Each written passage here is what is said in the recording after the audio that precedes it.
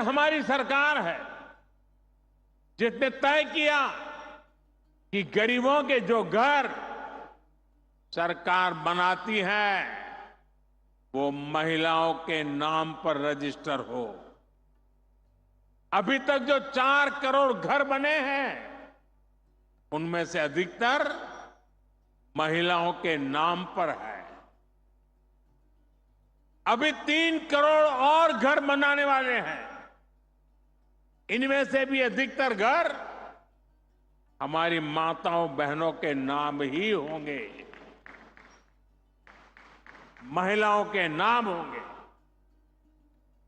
दूसरा काम हमने बैंकों से जुड़ी व्यवस्था में किया। पहले जनधन खाते खोले तो सबसे ज्यादा बहनों के खाते खुले। फिर मुद्रा योजना शुरू की। हमने बैंकों को कहा कि आप बिना गारंटी के लोन दो और अगर गारंटी चाहिए तो मोदी मौजूद है। इस योजना की करीब 70% लाभार्थी माताएं बहनें हैं। देश में कुछ लोग थे वो कहते थे कि महिलाओं को ऐसे लोन मत दो, डूब जाएगा, इसमें रिस्क है। लेकिन मेरी सोच अलग थी। मुझे आप पर, अपनी मातृशक्ति पर, उनकी ईमानदारी पर, उनके कर्तृत्व पर पूरा भरोसा है। माताओं बहनों ने मेहनत की और ईमानदारी से लोन भी लौटाए। अब तो मुद्रा ऋण की सीमा हमने 20 लाख कर दी है। हमने रेहड़ी फुटपाथ पर काम करने वालों के लिए भी स्वनिधि योजना चलाई। इसमें भी बिना गारंटी का ऋण दिया जा रहा है। इसका भी बहुत बड़ा फायदा हमारी बहनों को, हमारी बेटियों को हो रहा है। हमारे विश्वकर्मा परिवार जो हस्तकला का काम करते हैं, इसमें भी बड़ी संख्या में हमारी बहनें जुड़ी हैं।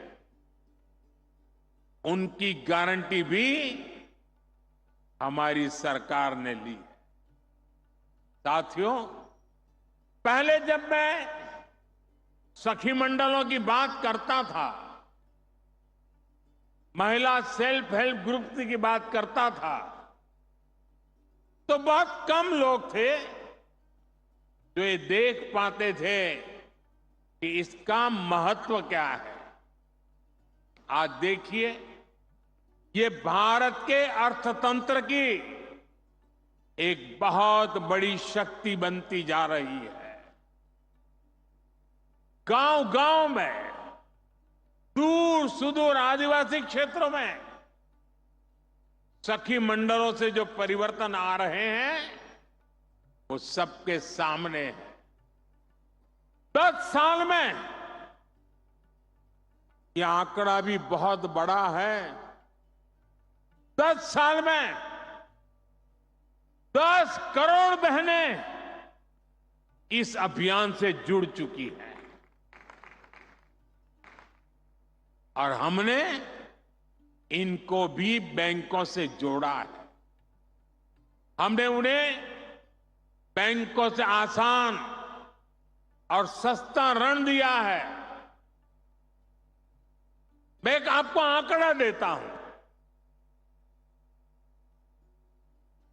और ये सुनकर के आप जरूर चौंक जाएंगे और आपको शायद मन में गुस्सा भी आएगा, क्या मेरा देश पहले ऐसे भी चलता था क्या? साल 2014 तक साल 2014 तक 25,000 करोड़ रुपए से भी कम, 25,000 करोड़ रुपए से भी कम बैंक लोन सखी मंडलों को मिला था। 2014 से पहले 25,000 करोड़ से भी कम। याद रखिए, ये मैं उन महिला सेल्फ हेल्प ग्रुप की बात करता हूं। सिर्फ 25,000 करोड़, जबकि पिछले 10 सालों में करीब 9 लाख करोड़ रुपए की मदद दी गई है।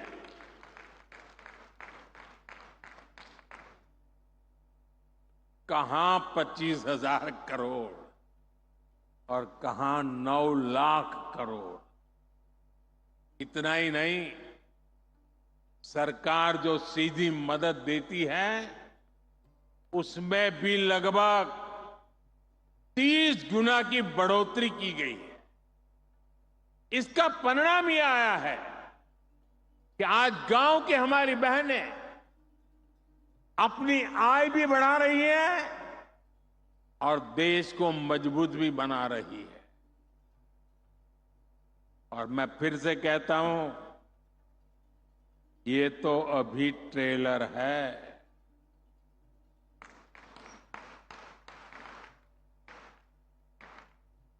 अब हम बहनों बेटियों की भूमिका का और विस्तार कर रहे हैं। आज 1.25 लाख से अधिक बैंक सखियां गांव-गांव बैंकिंग सेवाएं दे रही है। और अभी मुझे कुछ बहनें बता रही थी, 1-1 करोड़ रुपए का कारोबार करती है। अब हम बहनों को ड्रोन पायलट बना रहे हैं। हम बहनों के समूहों को लाखों रुपए का ड्रोन दे रहे हैं ताकि वे ड्रोन से आधुनिक खेती करने में किसानों की मदद कर पाए। हम 2 लाख पशु सखियों को भी ट्रेन कर रहे हैं ताकि वे पशुपालकों को मदद कर सके। यही नहीं, आधुनिक खेती के लिए, प्राकृतिक खेती के लिए भी हम नारी शक्ति को ही नेतृत्व दे रहे हैं। इसके लिए हमने कृषि सखी कार्यक्रम शुरू किया है। ऐसी लाखों कृषि सखियां आने वाले समय में देश के गांव-गांव में हम बनाने के लिए आगे बढ़ रहे हैं। इन सभी अभियानों से बेटियों को रोजगार भी मिलेगा, उनका आत्मविश्वास भी बढ़ेगा और बेटियों के सामर्थ्य को लेकर समाज में भी एक नई सोच का निर्माण होगा। साथियों, अभी पिछले महीने ही देश का एक बजट आया है। इसमें माताओं, बहनों, बेटियों से जुड़ी योजनाओं के लिए 3 लाख करोड़ रुपए रखे गए हैं। बेटियां ज्यादा संख्या में नौकरी करें, इसके लिए दफ्तरों में, फैक्ट्रियों में उनके लिए विशेष सुविधाएं बनाने की घोषणा की गई है। रहने के लिए वर्किंग विमेन हॉस्टल की सुविधा हो, बच्चों के लिए क्रेच की सुविधा हो, इसके लिए केंद्र सरकार काम कर रही है। हमारी सरकार बेटियों के लिए हर सेक्टर खोल रही है जहां कभी उन पर पाबंदियां थी। आज तीनों सेनाओं में महिला अफसर तैनात हो रही हैं। फाइटर पायलट तैनात हो रही है। सैनिक स्कूलों में, सैन्य अकादमियों में बेटियों को दाखिला मिल रहा है। जो हमारी पुलिस फोर्स है, जो हमारे अर्धसैनिक बल है, उनमें बेटियों की संख्या में बहुत बड़ी वृद्धि हुई है।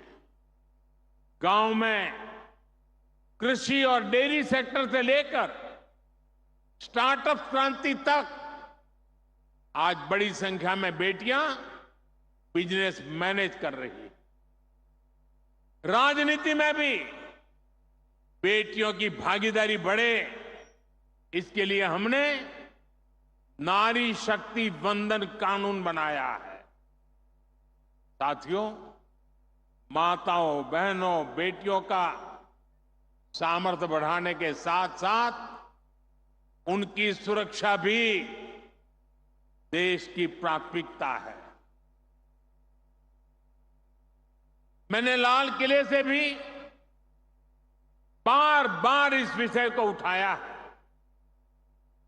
आज देश का कोई भी राज्य हो, अपनी बहनों बेटियों की पीड़ा को, उनके गुस्से को मैं समझ रहा हूं। मैं एक बार फिर देश के हर राजनीतिक दल से कहूंगा, हर राज्य सरकार से कहूंगा कि महिलाओं के खिलाफ अपराध अक्षम्य पाप है। दोषी कोई भी हो, वो बचना नहीं चाहिए। उसको किसी भी रूप में मदद करने वाले बचने नहीं चाहिए। अस्पताल हो, स्कूल हो, दफ्तर हो या फिर पुलिस व्यवस्था, जिस भी स्तर पर लापरवाही होती है, सबका हिसाब होना चाहिए। ऊपर से नीचे तक मैसेज एकदम साफ जाना चाहिए। ये पाप अक्षम्य है। अरे सरकारें आती रहेगी, जाती रहेगी,